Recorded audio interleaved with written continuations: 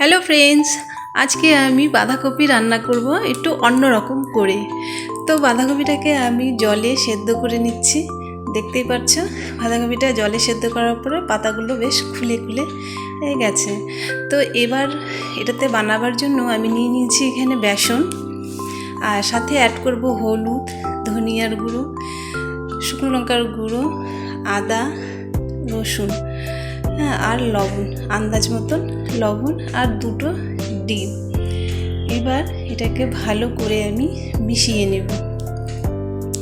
এইভাবে বাঁধাকপি রান্না করে খেতে খুবই টেস্টি লাগবে। অবশ্যই তোমরা একবার করে দেখবে, খেতে খুবই ভালো লাগবে।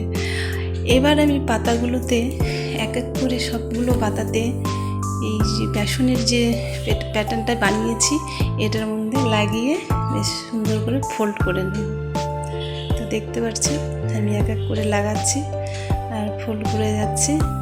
তো তোমরাও এইভাবে করবে। তোমরা চাইলে একটু অন্যরকম ডিজাইনও দিতে পারবে। তো আমি এইভাবেই সাধারণভাবে করে নিলাম। এবার আমি জল বসাবো। দেখতে পাচ্ছ জলটা ফুটে গেছে। এবার এগুলো আমি এটার মধ্যে ভাপিয়ে নেব।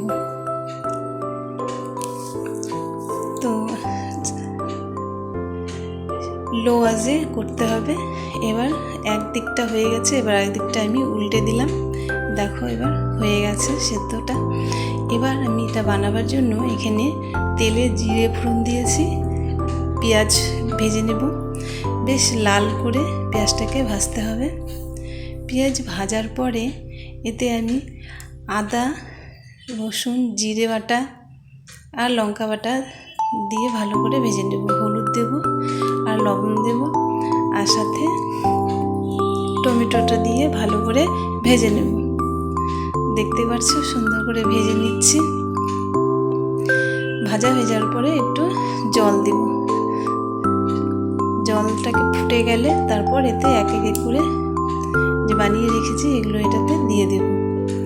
দেওয়ার পর কিছুক্ষণ ঢেকে রাখবো। রাখার পরে আবার এপাশ ওপাশ উল্টে দেব। দেওয়ার পরে দেখো বেশ হয়েই গেছে। এবার এতে একটু ধনিয়া পাতা দিয়ে দেব। এবার আমার রেসিপি তৈরি। তো ভিডিওটি কেমন লাগলো অবশ্যই কমেন্ট করবে। যে আমার নতুন চ্যানেলে এসছো তো অবশ্যই সাবস্ক্রাইব করে দেবে আর কমেন্ট